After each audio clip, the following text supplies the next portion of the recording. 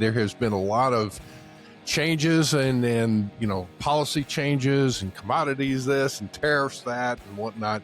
We're going to hit something a little different today, and I am really excited about this, Lalo. It's like kudos to you getting our guest booked on this.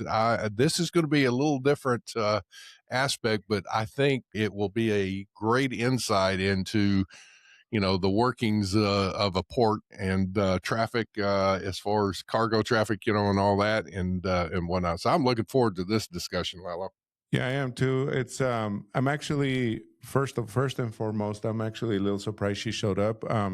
There's two very big things that happened in the last day or so. So number one, not big things, big factors. Number one, today we're recording on Ash Wednesday, so it's Wednesday, February 18. But as everybody knows, the day before Ash Wednesday is Fat Tuesday.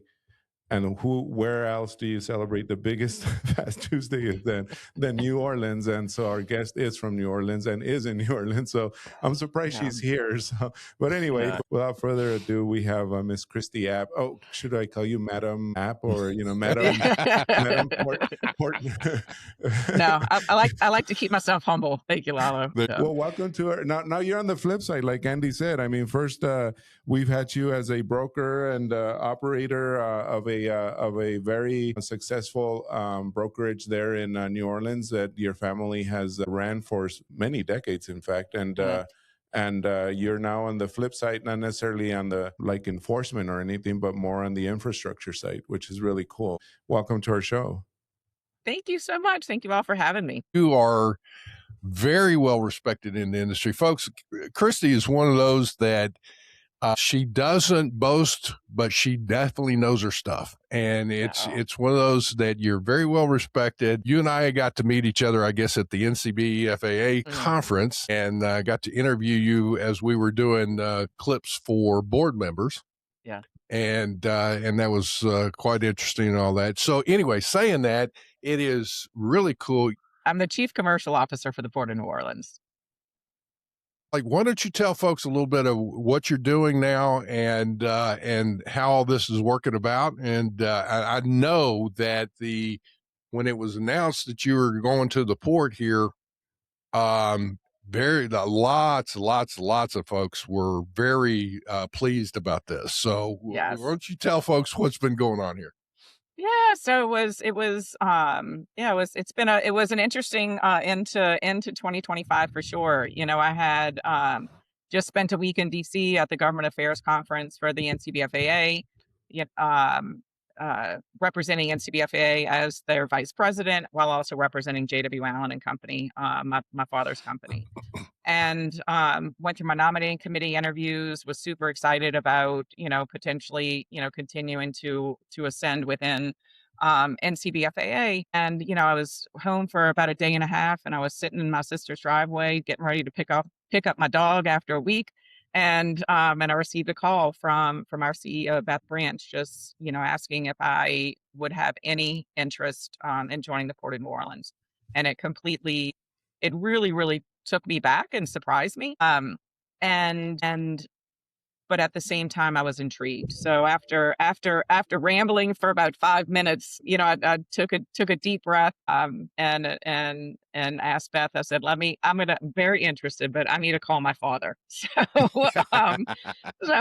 it was awesome. I mean, it was the first time really throughout my career that I was, had an opportunity like this and had an opportunity to continue to go into a part of the industry that I'm incredibly passionate about, that I've done a lot of advocacy for over the years.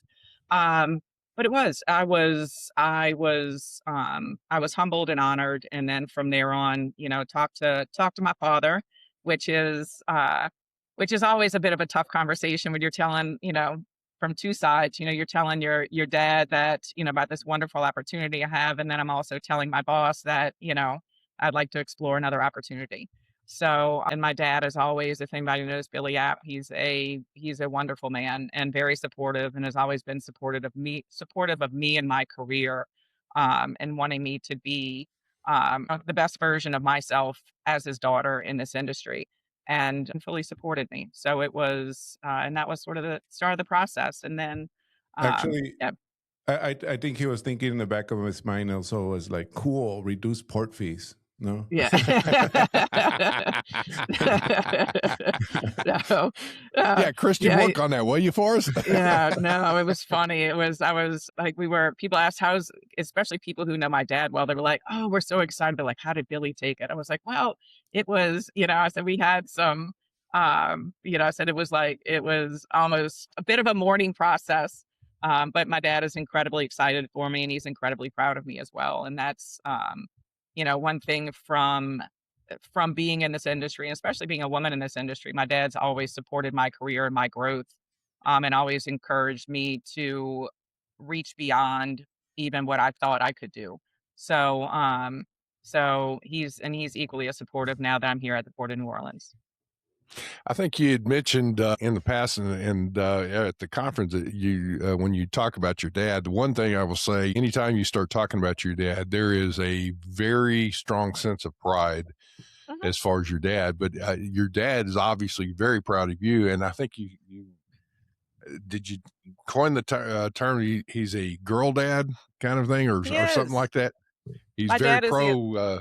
He is. It's Yeah. before there was a name for it, everybody's, I say with pride is my dad's the one who taught me how to be a feminist. My Hmm. dad, when I first came into this industry, always told me, Kristi, don't let anybody give you any grief because you're a girl. You deserve to be here and you deserve every Hmm. opportunity that you have. And so my dad always preached and pushed for me to be beyond that. And I remember at a time in the industry too, when I was younger, I was maybe 13 or 14 working on the week, working on the holidays for my dad, and there were certain clubs and buildings that, all the guys would go and hang out at. And if I needed to get my dad's attention, you would have to literally knock on the window,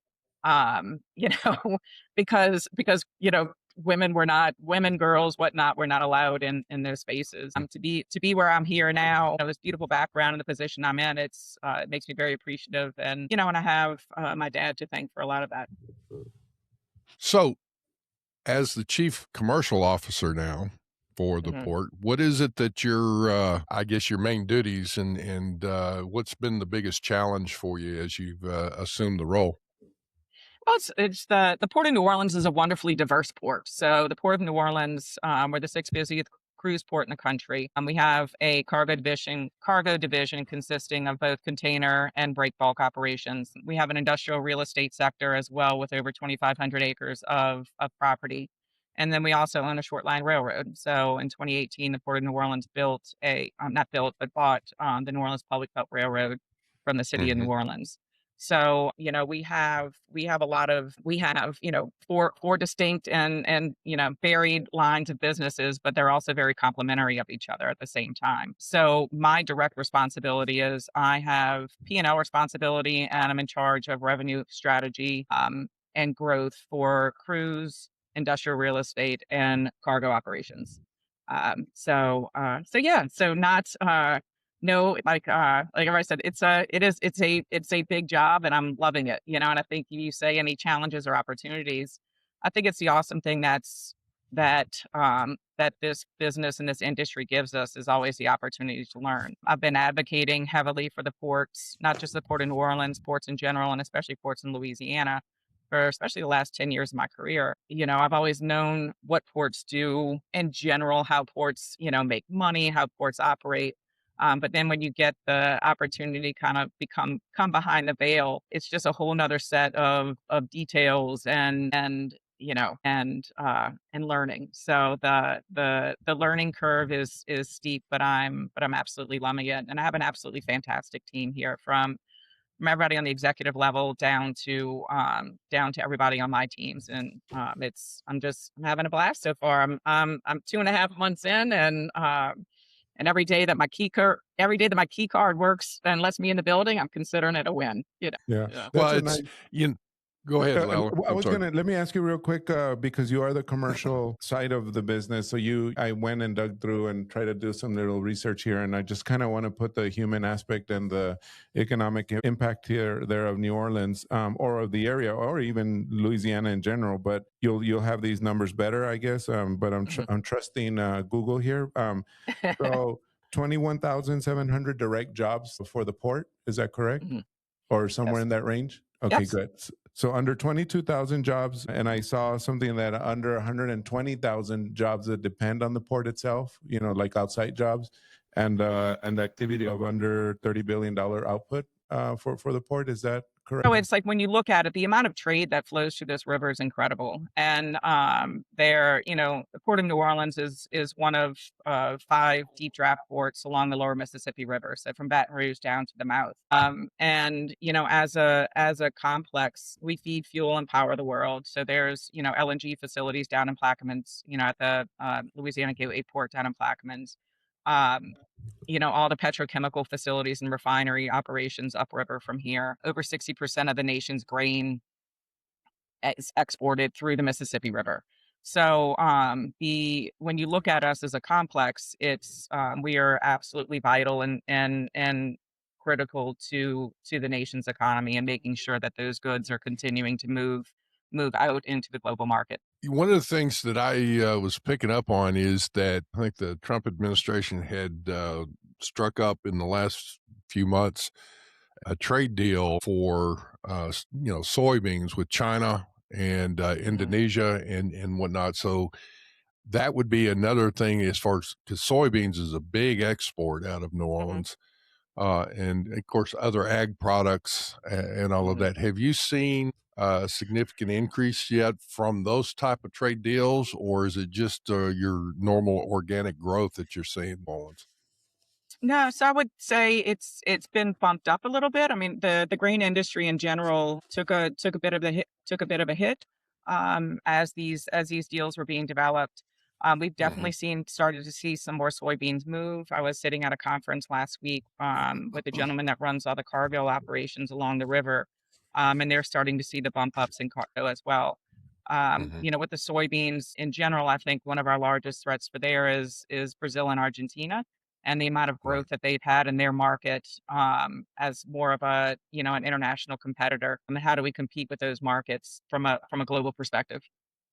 Well, you hit on something that's really good. I mean, in business, normally it's one thing to gain a customer.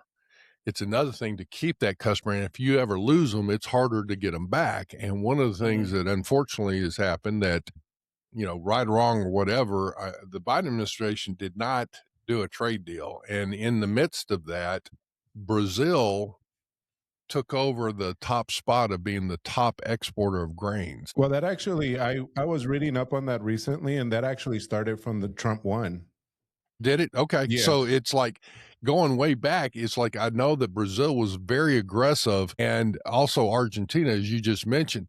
So they worked out trade deals with these different countries. And to that point, the issue is that it's hard to gain those countries back. Those other countries are like another customer. So I know that as we're trying to move on that, they're not gonna give up their spots easily. So to that point is that I know that the exports and the ag products are a big deal.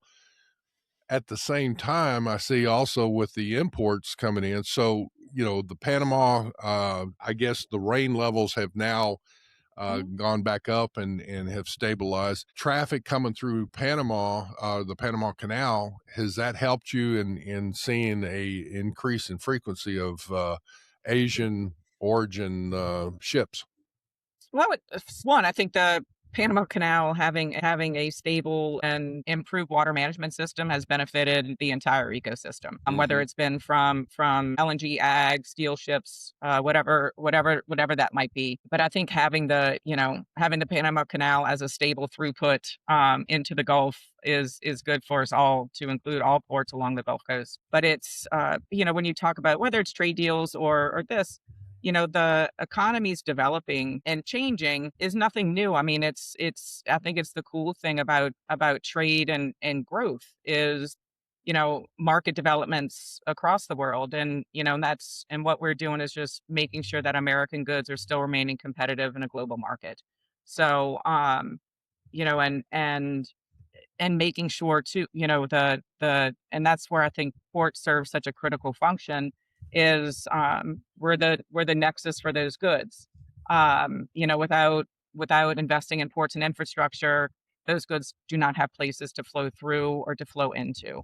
So that's how we look at it from the port side too, is making sure that we're making the proper investments, making sure we're remaining aware as well too of what the markets are doing, and how we need to respond accordingly to make sure that, that we are continuing to serve our customers in the way that they need. Well, with an increase in frequency of cargo ships, the one thing I guess is whether somebody's importing or exporting. I guess, looking at routing and cargo, freight rates and all of that, an increase in frequency should lower your freight rates and for most people in the industry, I guess. So as people are looking at either importing or exporting their goods, New Orleans would be, from your perspective, obviously would be a good port to consider, right? No, absolutely. I mean, I think New Orleans works very hard to remain competitive amongst our Gulf Coast peers. But it is the beauty of the Port of New Orleans is its diversity and the solutions we're able to offer our customers. And then and what are the opportunities as well for growth? I mean, you can see over my shoulder here. That's the Crescent City connection behind us. It's beautiful. It lights up at night. It's got all these, for Mardi Gras, it's purple, green, and gold. But that bridge is also one of our biggest infrastructure challenges right now, because as the container vessels have increased in size, we have air draft restrictions on that bridge that are challenging some of the larger vessels to come through and serve our facilities. Both you and Lalo know as well too. The things in this industry just tend to get bigger, and that's what's Oh happening yeah. with the ships as well too. So we are in 2020, the Port of New Orleans purchased 1,200 acres in Violet, Louisiana, which is about 17 miles downriver from our existing infrastructure right now, and plan to build a new container terminal down there, which at full build out will be at 2 million TEUs. I'm Good happy night. to, yeah, so I'm happy to report we are in our final stages of the Army Corps permitting process, and really are waiting on, hopefully, knock on wood, any day now to get our current permit, and then really dive into construction. Well, you're a deep water port anyway, where you're at Correct. now. So We I are. would assume that that would be another deep water expansion Absolutely. down there. And if 100%. it's downriver, I guess the other issue there is it gives the chance of not, staying away from some of those bridges, right? Absolutely. So I'm happy to report there are no more bridges. This is south of here on the river. So that's our final impediment. And but yeah, I mean, it's a challenge, but we're really excited about the site downriver. It's obviously you don't, and it's part of one of the things that brought me into here. Not many people get to be part of a $2 billion infrastructure, project. So it's Hmm. exciting from that side. But at the same time, too, it's critical for Louisiana. It's critical for the region, and it's critical for the nation's economy as to what cargo flows through the river and through our port. It's on a site along the river that self scours, so it's got a deep natural draft. The Mississippi River Channel Hmm. itself is maintained at 50 feet of draft from the Army Corps, so it's this perfect marriage of a location and site, and we still have all the infrastructure. We still have the rail there. And it really will allow us to sort of unlock our economic potential as to what we can do for the shippers that utilize our port, and for creating additional opportunities for economic investment within the state and the region. When is your port operating? Is it 7/24, or is it certain times of the day, or what? Oh, it's 24/7 depending on, I mean, obviously the gate operations for container side, those are your set hours. But I mean, if a Hmm. vessel comes in, our wonderful local ILA chapter will be working that vessel. So and again, we're cruise ship as well too. So we have, it's 24/7 on that side, as my wonderful VP of cruise always points out to me. He's like, we're a 24/7 operation, Kristi. So it is. So whether you move in people or cargo, it's, we're operating 7 days a week. Well, that was one of the things that is people would remember during the COVID pandemic situation, and even a few of the other things where the West Coast was backed up. There'd be over 100 ships, Mhm. moored up, waiting to try and get in and whatnot. Those West Coast ports do not operate 7/24, and that was Mhm. even though they had been given the authority to do so. It was a challenge, and that's where, like, New Orleans and other ports really were able to step up and turn those ships, Mhm. quicker. So, and the rail side of that is, I do know it's much easier running. If you've got a container or something that's going outbound or inbound for that matter, it's your rail switching situation is fantastic. Yeah, Um, we're the only deep draft port in the nation that has connection with all 6 Class 1 railroads.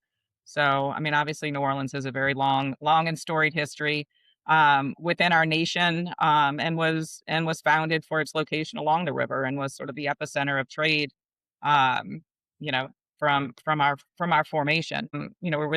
We were the reason for the Louisiana Purchase. It was the river and what at that time the Port of New Orleans offered. So, we were a city that's founded on trade, and now we're looking forward to making sure we're positioning ourselves for the future to continue to be that epicenter of trade in the United States.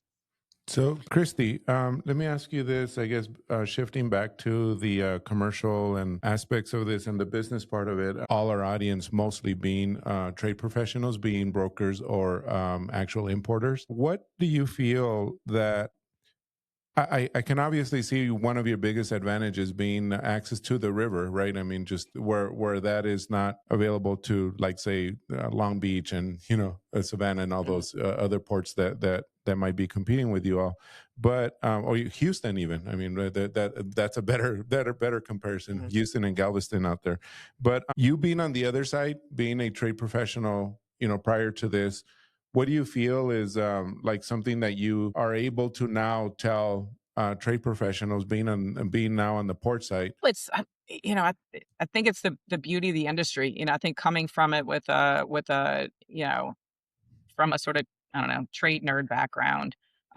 based in logistics, is what we all know about logistics as well too is freight. Freight is beautiful in the fact that it can move in many ways. So, when we look at ourselves as, what are the opportunities are and how we move cargo in and out. So, for example, we're one of the largest importers of coffee into the United States. It's usually between us and the port of New York, New Jersey, and that's all import. And that is, comes in mostly via container, switches out, but that is kept here. But we're also one of the largest importers of rubber and steel.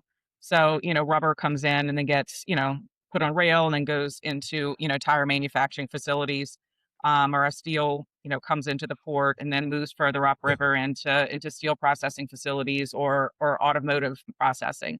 So, I think when you look at us, we're a true multimodal port. And so when I look at cargo and I look at the cargo that I used to move, in the private sector for JW Allen, it just gives me, from a commercial perspective, one, it's the knowledge of knowing that freight has a choice. So we have to make sure that from a port perspective, we're continuing to look at our natural advantages with the river and our infrastructure advantages with the railroad and our interstate system, and then really look beyond. So, like, when we look at what our opportunities are, what are opportunities for freight, I look at what is sort of our natural corridor up, which is the Midwest, St. Louis, Kansas City, Memphis. How do we work with the supply chains that move in and out of those hubs, um, and look to position, the port as us being an option for that type of freight. So I think it's I guess I look at the from myself when we used to arrange freight, I don't know, for example, coming from my previous, from my previous, work with JW Allen was, I would see how we would move things into the Midwest. And then, I look at us now building this new container terminal downriver, the advantages we have now, and like how do we go and try to go after those markets, and get them to shift. Outstanding. Well, I know that there's also been a lot of, you were talking about steel, there's also a lot of copper that's is from Mhm. Asia that comes through and whatnot. I know you're only 2.5 months into the role, as you said. Mhm. So you're probably still getting your bearings here Yeah. and all that. What's maybe your top couple of priorities for the next year here? Well, I think for one, from a cargo side, it's, my sort of, personal and commercial goal is to one, retain all the cargo that we have now, repatriate cargo we've lost, and to grow more cargo opportunities into our network. So that's really our core goal. We don't want to lose anything we have, and we want to gain any freight we've lost, and we want to continue to look at opportunities for growth.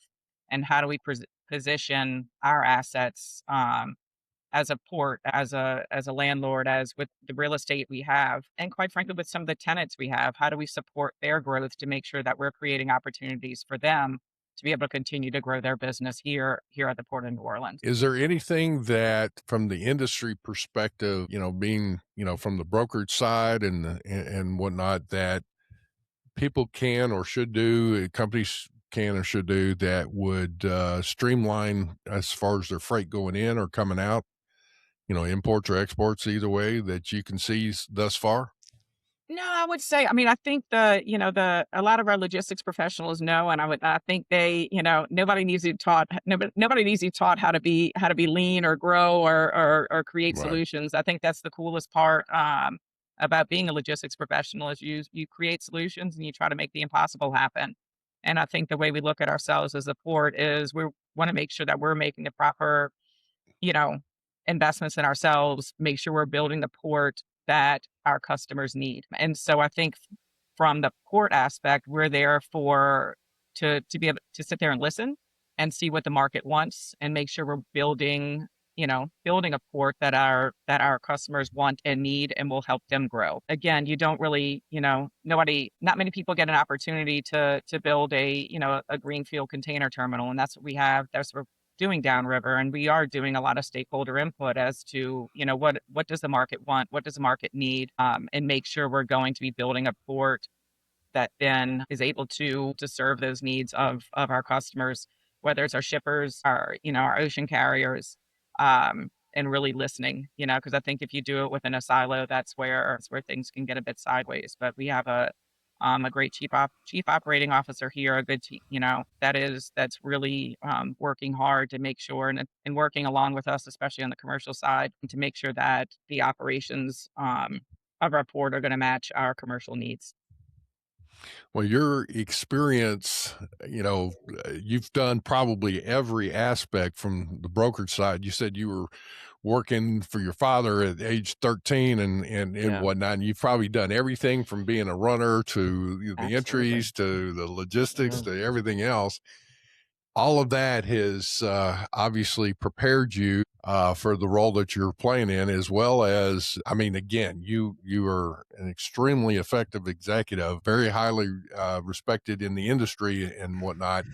Has there been anything in particular that you can look at that go, I am so glad that at the time I hated it, but I've worked through either an experience or courses or whatever that prepared you for where you're at now?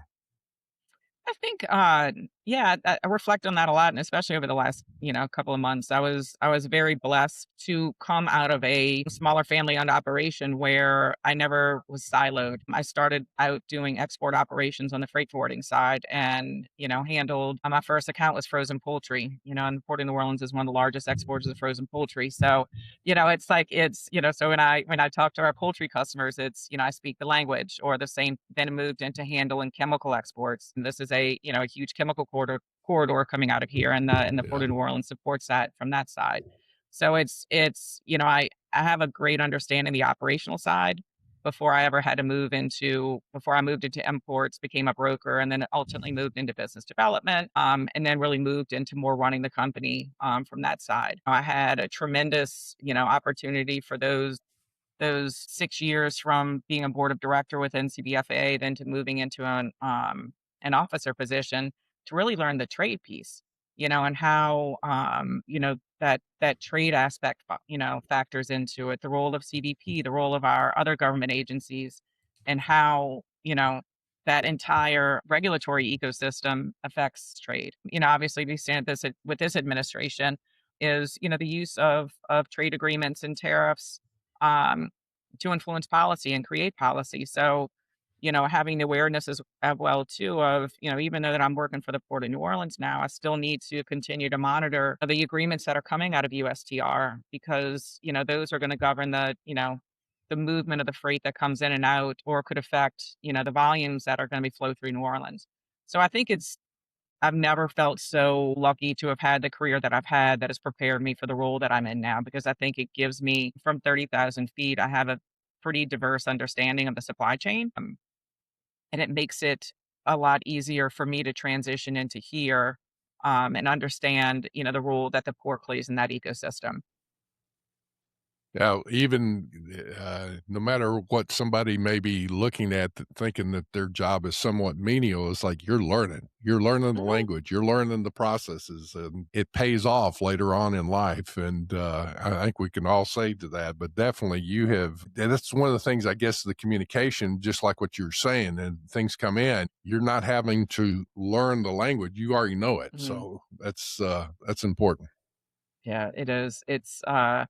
But it's also humbling at the same time too, and I think it's a really cool thing about our industry is, like I'm learning, we all tease with whether it's TSA or CBP and, all the acronyms and the lingo and, we think we speak a different language. I'm learning a whole new language on the port side as well too. So, there's a whole, yeah, there's a whole new series of definitions and lingo that I'm picking up on here, but it's fun, and that's the awesome thing about our industry is, if you're not learning in this industry, you're doing something wrong because this industry blesses us with the opportunity to continue to learn something new each day, and that's really really the fantastic thing about it.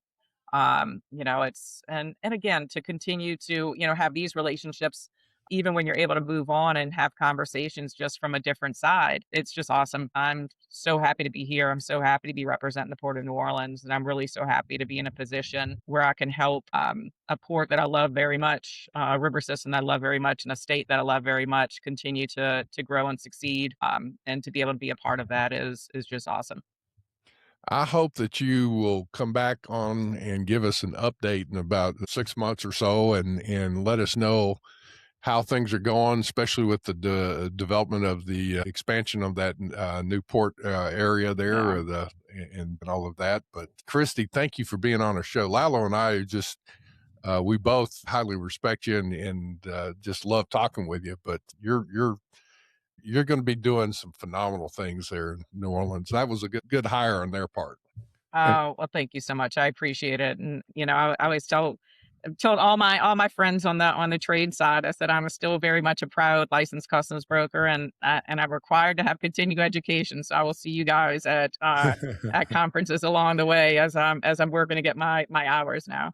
And speaking of which, I was going to ask you, we were used to seeing you at NCBFAA, the GTE Hmm. conference, and things like that that were broker trade related. So, Hmm. assuming you may or may not still be at those, where other places can we see you? I'm assuming all the container and cargo conferences, the big ones, right? The ones we go to pale in comparison. That's just the lobby for these other Yeah, big ones like Manifest. I saw you were at Manifest, I was at Manifest. Yeah. and then that one was, I'm sure, thousands of people in attendance compared to. And I say that because at NCBFAA and GTE, Hmm. those are purposely, kept at a under 1,000, let's say, or Hmm. under 500, and in GTE's case. But so where else? What are where else are you planning to be? Sorry. That's all right. Yeah, so, we actually, so there our next big road show for the commercial team will be at TPM in Long Beach coming up the first week of Yes. March. So that'll, Yeah. so looking forward to being there and meeting with our shippers, our ocean carriers, and our railroads over there. So it's gonna be, as everyone knows, TPM is a very exhausting event, but also very beneficial. So Yes. I'm looking forward to that first week of March. And then April 20th through 22nd, we're going to be hosting, in conjunction with the Journal of Commerce, the Breakbulk Conference here in New Orleans. So really, really looking forward to that. And that's always a neat show too, because it highlights that one sect of our industry that sometimes doesn't get all the attention. that containers do. So it's a really great show to highlight all the nuances of everything break bulk. Looking forward to continuing to partner with Journal of Commerce to co-host that conference here. Awesome. Well, thank you for joining us. Thank you for that information. And like Andy said, we'll definitely get you back on the show. You're always good, a good conversation. I was talking to Cindy Allen. I had breakfast with her in Vegas, and I said, "So y'all are on my running rotation of keeping me up to date on all things trade. So keep doing a great job as it's continuing to learn from you guys every week when you put out your new show." Oh, thank you. Well, fantastic. Well, listen, if there's anything also that comes up that you want to get out to the industry or whatever, feel free to reach out to us on a topic or whatever, and we'll be glad to get you on the show too. All right. Awesome. Absolutely.